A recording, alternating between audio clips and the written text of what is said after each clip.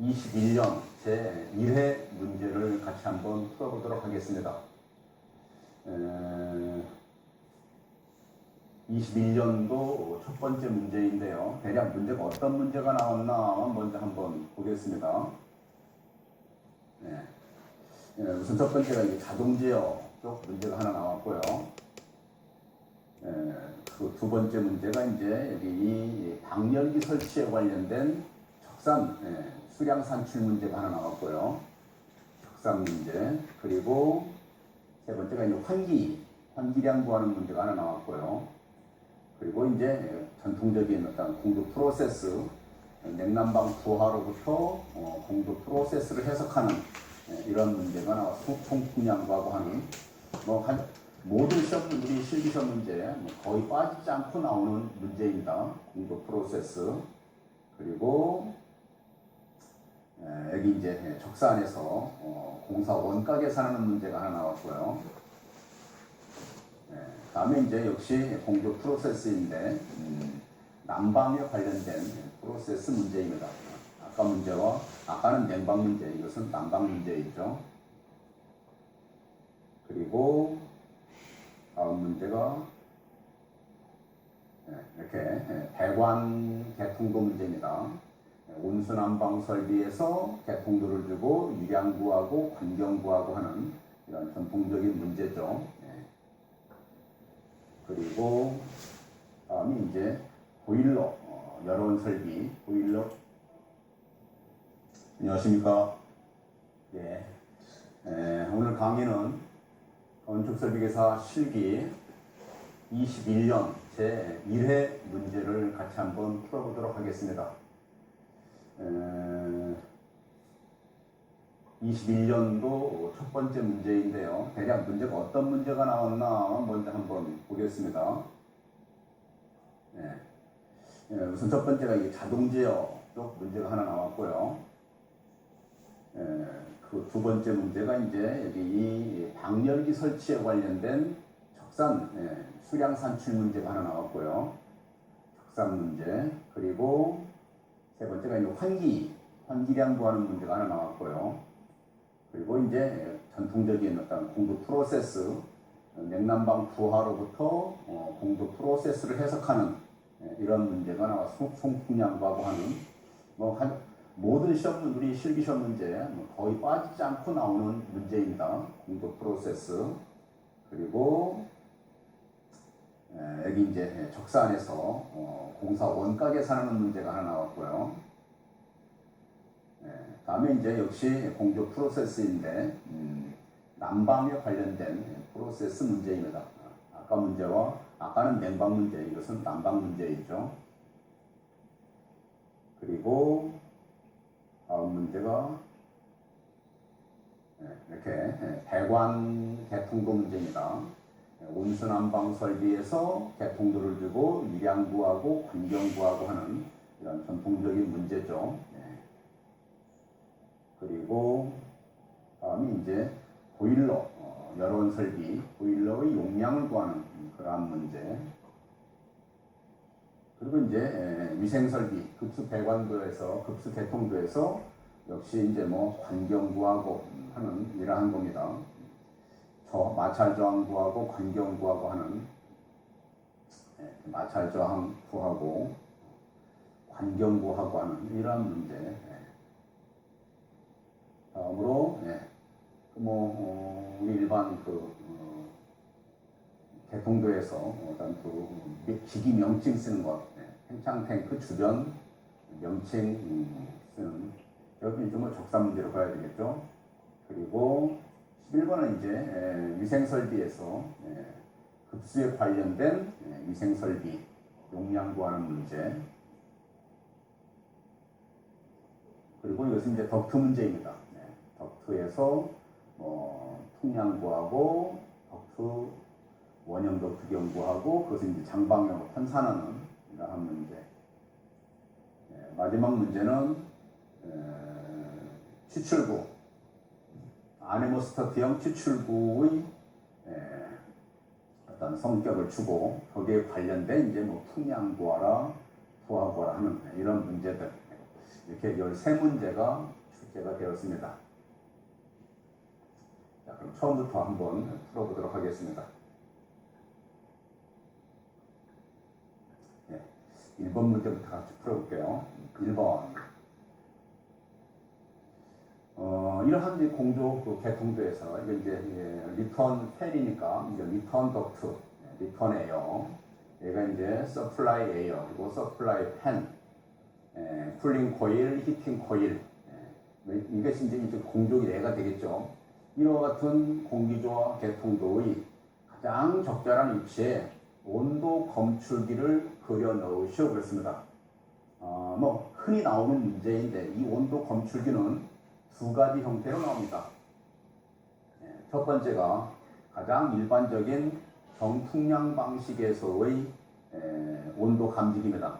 그러면 여기 냉각 코일이나 가열 코일, 이 코일을 제어하려면 급기 온도를 제어하는 겁니다. 그러면 이때 보통 무엇을 감지해서 이런 것들을 냉각 코일이나 가열 코일을 제어하는가?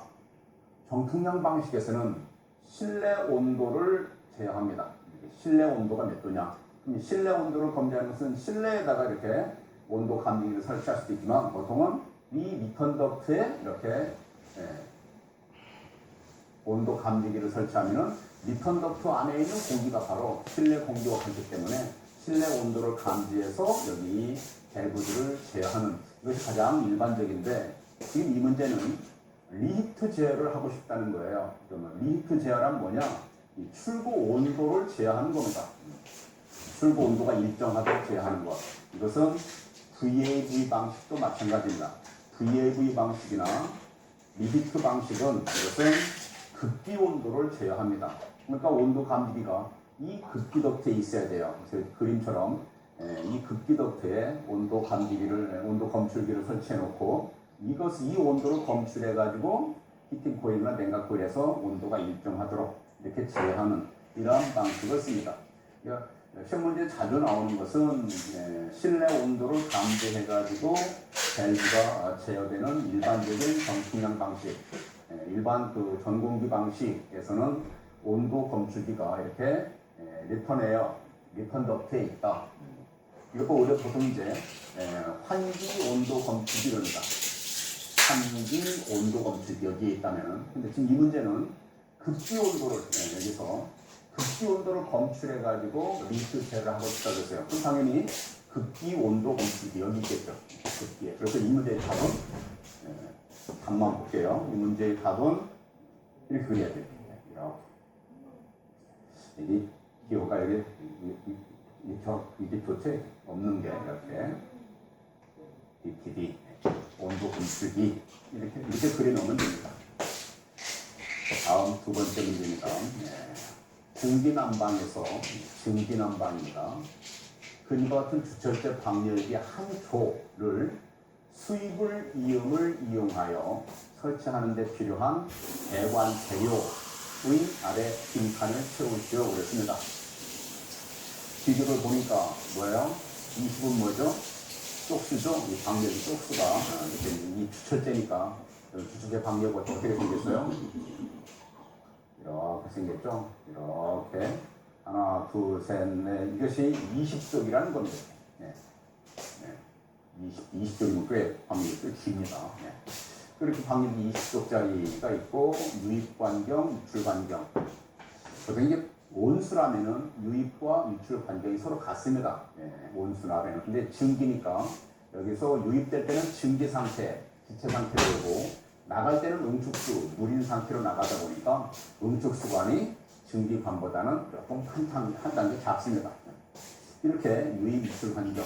그리고 이것이 이제 방열기 형식이죠. 5세기형이라는 거고 방열기 높이는 650. 물론 이 문제를 푸는 데는 관련이 없지만 방열기 푸시법도 알아둬야 되겠죠. 자, 여기에서 이제 적산, 수량 산출을 합니다.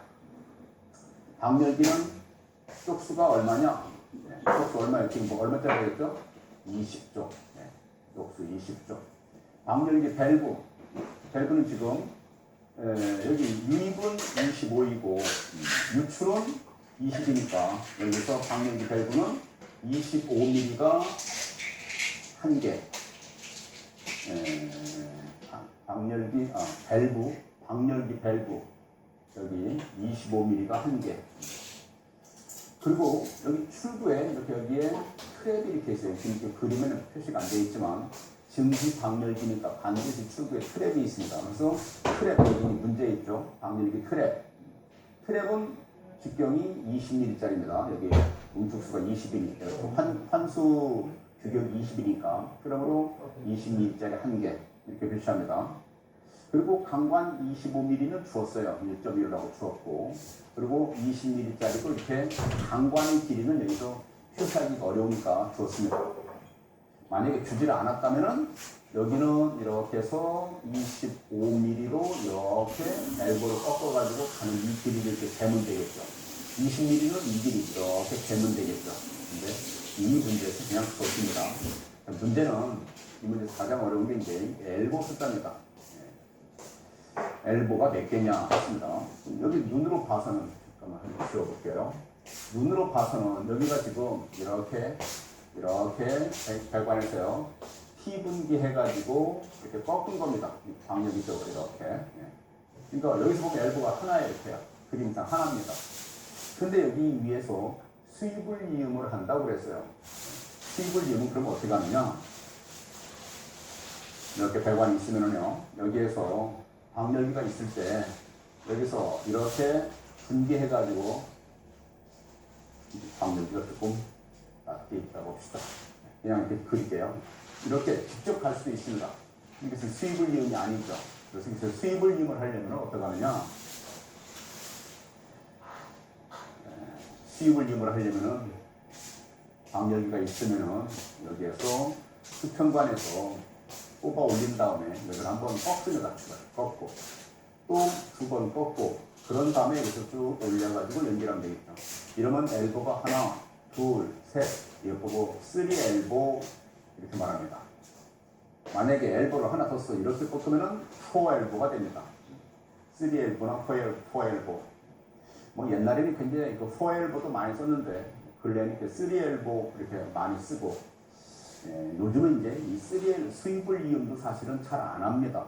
전통적으로는 수입을 이음을 해야 맞는데 않는 이유가 요즘은 플렉시블 호스가 나와가지고 바로 그냥 이렇게 플렉시블 호스로 연결하는 이러한 것도 많이 쓰고 있습니다. 여기서 그럼 수입을 이음을 하는 이유가 뭐죠? 수입을 이음을 하는 이유. 이 수평배관은 온도 차에 의해서 신축이 일어납니다. 그것을 바로 배관을 바로 이렇게 연결을 해 놓으면은 이 신축에 의해서 이 방열기가 움직일 수가 있습니다. 방열기에 어떤 그 무리가 응력이 갈 수가 있죠. 그래서 이렇게 수입을 이렇게 틀어놓으면은 이 배관이 신축을 할 때 여기에서 이 엘보 부분에서 서로 밴딩, 비틀링이 일어나가지고 그것을 신축을 흡수해주죠. 그래서 이게 일종의 신축이음입니다. 신축이음. 그것을 수입을 이음이라고 그러죠.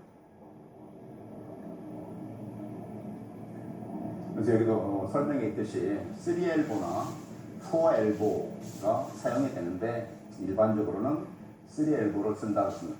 시험 문제에서 어떤 이런 조건들이 있었으면 좋은데 그 시험을 치르고 나온 그 학생의 기억으로는 그런 조건들이 없었다고 해요. 그러면 이렇게 수량 산출하면 됩니다. 다음 문제입니다. 3번. 어느 공장에서 실내 발열량이 14,000W이고 외기를 이용해서 환기해가지고 실내 온도로 40도씨를 유지하고 간다. 이때 환기량을 구하시오 그랬습니다. 뭐 시험 문제, 이 환기량 문제가 한 문제 정도는 뭐 가끔 나옵니다. 매번 나오는 건 아닌데 나오는 가장 뭐 점수를 얻기 좋은 그런 문제이죠. 환기량 구하는 것 어떻게 풀면 되나요? 실내 발열량하고 환기에 의해서 제거되는 열하고 사이에 열 평형식이 성립하면 되죠. 환기라는 게 뭡니까? 실내에서 Q만큼의 열이 발생하고 있어요. 그러면은 실내 온도가 지금 40도씨인데 외기 온도는 지금 33도예요. 실내 온도보다 낮은 33도의 공기가 들어와서 40도가 되어서 나가면서 이때 제거해 나가는 열이 실내 발생 열량과 같으면 되죠. 그만큼의 환기가 필요한 겁니다. 그러므로 실내 발생 열량 Q와 이 환기에 의해서 제거된 열량 사이에 열 평형식이 성립하겠죠.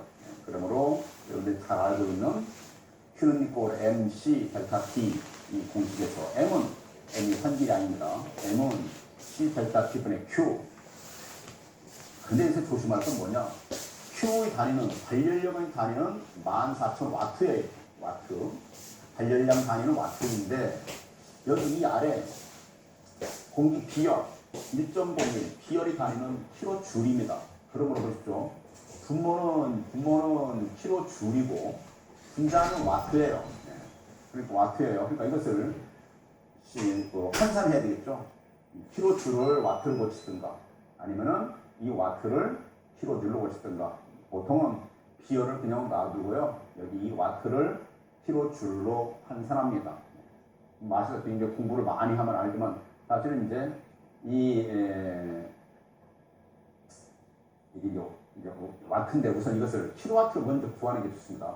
14킬로와트. 근데 1킬로와트는 뭐죠? 1kJ per sec죠. 그죠? 그러니까 곱하기 3600 하면은 킬로줄 per hour가 됩니다. 여기 이렇게 14킬로와트를 한 다음에 곱하기 3600에서 50400 킬로줄 per hour 이렇게 킬로줄 per hour로 단위를 고쳐놓고 그러면 이제 이 분자 분모의 단위가 같으니까 계산식이 성립하죠. 아마 여러분들이 이런 문제 풀 때 이 와트하고 킬로줄 per hour하고 환산하는 것 잘 정리해 두셔야 됩니다. 사실 이 와트에 곱하기 나누기 1000 곱하기 3600이니까 이게 곱하기 3.6 하면은 이게 이렇게 나와집니다. 14,000 곱하기 3.6 하면은 54,000 이렇게 나와지죠. 왜? 곱하기 3,600 나누기 1000이니까 결국은 곱하기 3.6하고 같죠.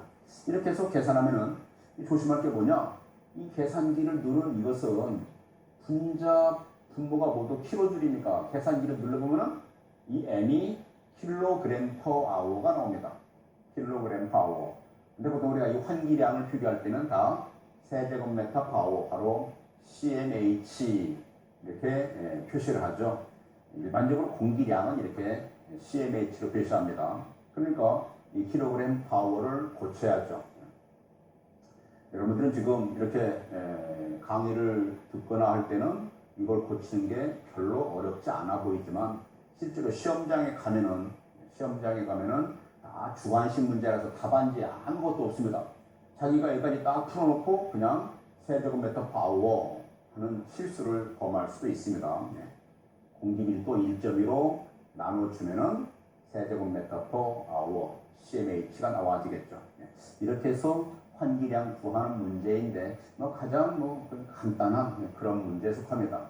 발열량으로 구하는 것. 근데 보통은 환기량 문제가 나오면 뭘로 나와요? CO2 농도로 많이 나옵니다.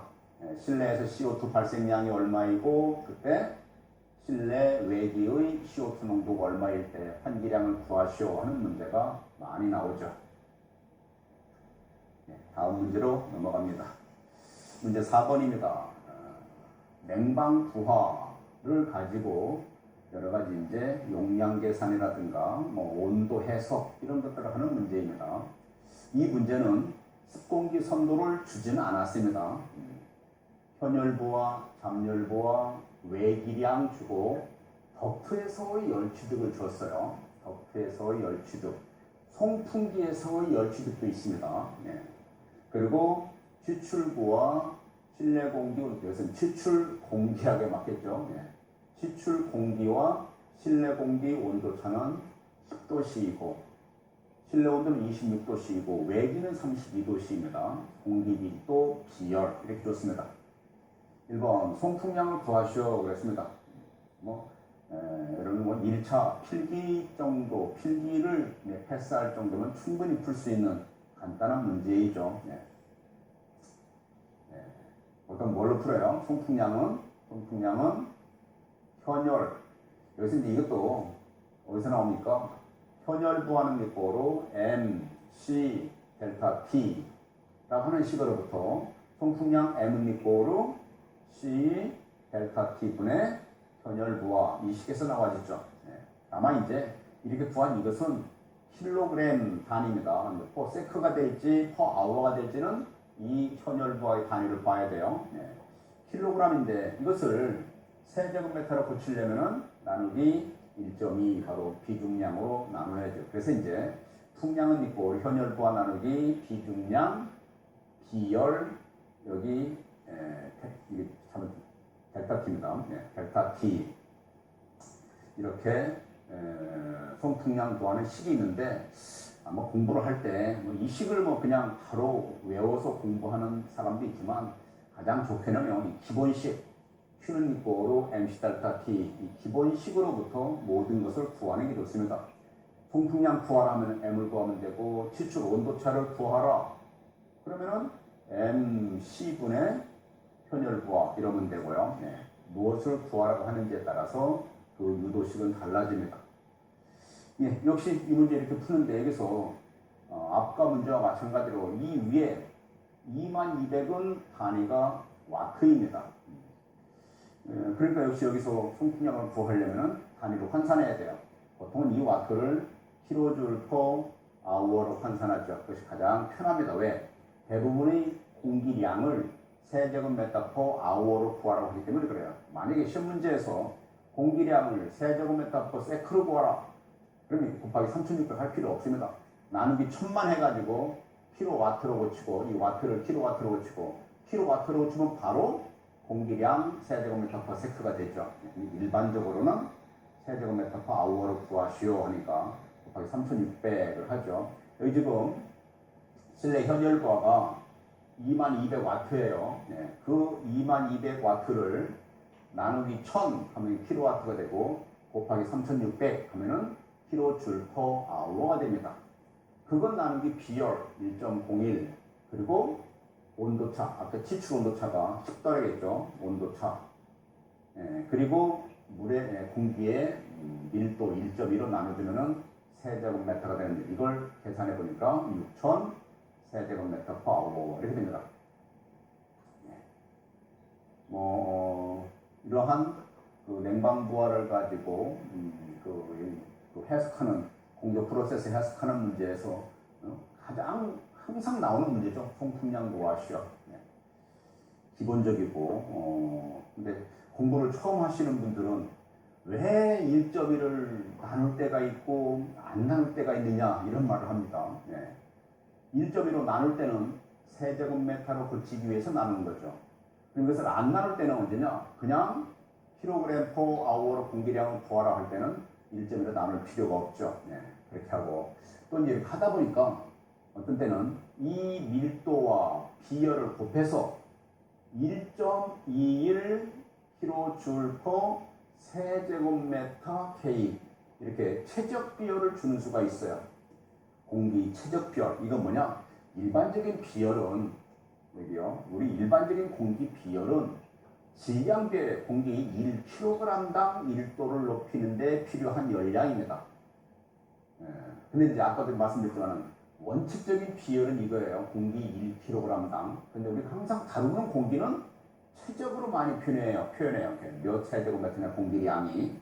그러다 보니까 1 세제곱미터당의 비열이 바로 최적 비열입니다. 최적 비열.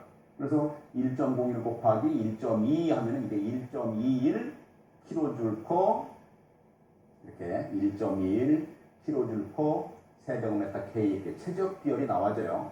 이렇게 최적 비열을 줄 때는 바로 그냥 최적 비열로만 나눠줍니다. 이런 다음에 또 1.2로 나누면 안 됩니다.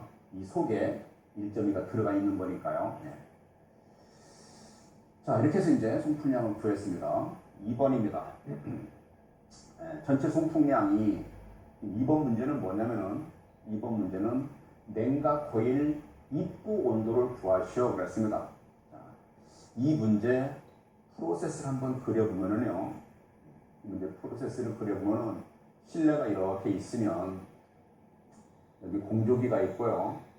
공조기가 있고 여기 이제 이렇게 급기 팬에 의해서 공기를 이렇게 급기하고요.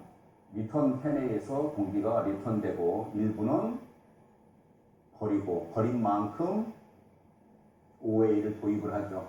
지금 1번에서 풀어보는 거 보니까 여기 급기량이 6천입니다. 근데 아까 외기량이 2천이라고 주었죠. 네. 외기량이 2천. 그러면 당연히 여기 이 6천 공급한 것 중에서 6천이 이제 뭐 손실이 없다면은 6천이 리턴되는데 그 중에 2천은 버리고 4천만 환기가 될 겁니다. 4천. 결국은 외기 2천과 환기 4천이 혼합되죠. 이 혼합 온도를 구하라 하는 문제입니다. 지금 아니면 냉각 코일 입구니까 바로 여기죠. 여기 이 냉각 코일이 있으면은 냉각 코일 입구 온도 바로 혼합 온도를 구하라 하는 거와 같은 말이에요. 혼합 온도를 구하시오. 냉각 코일 입구 온도를 구하시오. 네, 같은 문제이죠. 자, 여기 아까 보니까 외기는 32고 실내가 26이니까 여기가 지금 32도예요.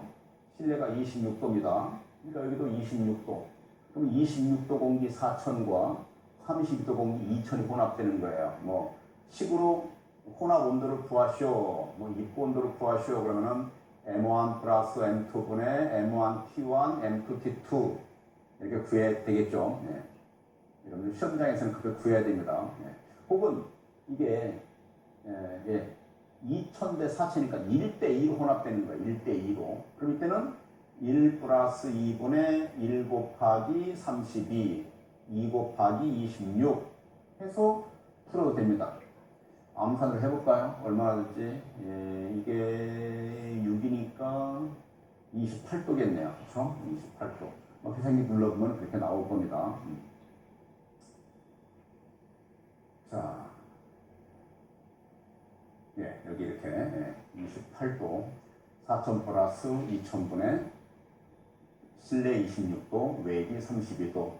뭐 혼합 온도 구하는 것은 별 어려움이 없겠죠. 자, 이 문제에서는 지금 가장 어려운 게 여기 3번입니다. 냉각 코일의 출고 온도를 구하시오.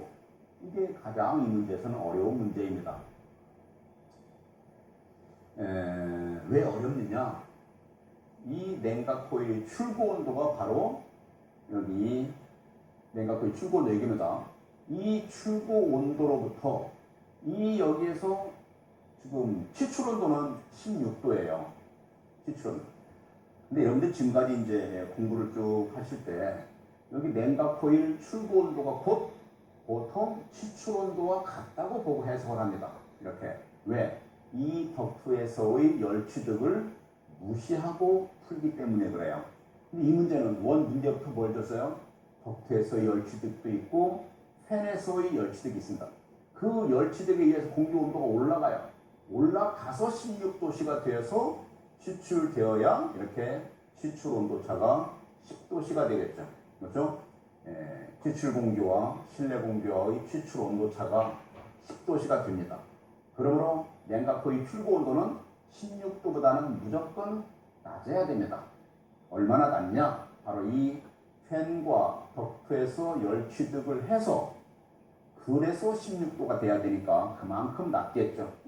그것만 알면은 이 문제 풀 때는 큰 어려움은 없습니다. 바로 설명 쪽에서 열 취득을 한 후에 16도가 되기 때문에 여기 지금 열 취득에 의해서 온도가 얼마만큼 상승하는지 그걸 계산해 보자는 겁니다. 여기 지금 덕트와 팬에서의 열 취득이 1060과 2024예요. 열 취득 와트로. 이 열 취득에 의한 온도 상승을 구합니다. 그럼 어떻게 구하느냐? 보십시오. 여기서요. Q는 이꼬르 MC 델타 T입니다. 우리는 보통 M만큼의 공기가 델타 T만큼 온도가 상승할 때 열량이 얼마냐 할 때 이 식을 쓰지만 여기서는 반대로 열 취득이 얼마일 때 이 공기의 온도 상승은 얼마냐? 그래서 델타 T를 구하는 문제입니다. 델타 T. 그러면은 MC분의 Q 해서 구해야 되겠죠. 여기서 Q는 팬과 덕트에서의 열 취득이고 M은 아까 여기 6천만큼 급기력도를 통해서 공기가 공급되니까요. 이렇게 나눠주면은 델타 T. 여기서부터 이 팬과 덕트에서 열 취득에 의한 온도 상승분이 나와지겠죠. 그걸 구하는 문제입니다. 자, 그러면 여기 있죠. 지금 1060이 덕트입니까? 펜입니까? 뭐 그건 중요하지 않지만 펜이 2024고 덕트가 1060입니다. 자, 그러므로 여기 1060 덕트 2024 단위가 와트니까 곱하기 3600 나누기 1000 하면 이게 킬로 줄 퍼 아워가 되죠. 그것을 나누기 송풍량. 근데 나는 송풍량은 잠깐만요. 송풍량 Q가 6000이죠. 6000. 근데 여기 왜 5988이죠. 이게 6000이야 맞습니다. 미안합니다. 6000입니다. 그래서 송풍량 6000을 N으로 고치게 곱하기 1.1을 합니다. 이게 바로 MC입니다. MC. MC로 나눠주면 델타 T가 나와지겠죠. 그걸 계산한 것이 1.53. 1.53도씨만큼 온도가 상승합니다. 이 문제에서는 이 3번을 구하는 게 이 문제의 키입니다. 그래서 덕트와 팬에서의 이 열 부하에 의해서 공기 온도가 얼마나 상승하는지 1.53 상승한다. 그러므로 아까 최종적으로 추출 온도가 16도니까 16에서 1.53을 뺀 14.47도씨가 바로 냉각 코일 출구 온도이죠. 냉각 코일 출구에서 14.47로 나가야만 이 덕트와 팬에서 1.53도씨 온도가 상승해서 16도씨로 취출을 하게 됩니다. 그리고 이 문제는 바로 이제 4번으로 넘어가는데요. 그런 다음에 이렇게 공기의 프로세스를 작동하시오 하는 문제로 넘어가는데 아마 여기에 문제가 하나 더 있었을 겁니다. 뭐가 더 있으면 좋으냐? 냉각 코일 입출구 온도를 구했으니까 냉각 코일에서의 현열 부하를 구하시오 할 수 있겠네요. 냉각 코일에서의 현열 제거량을 구하라. 지금 이제 냉각 열량을 구하려면 엔탈피를 알아야 되니까 엔탈피는 모르니까요. 온도만 알고 있으니까 냉각 코일에서의 현열 제거량, 냉각 현열량입니다. 냉각 코일에서의 냉각 현열량을 구하라. 그러면은 역시 MC 델타 T 폼이죠. M은 송풍 공기량이고요. C는 공기 피열이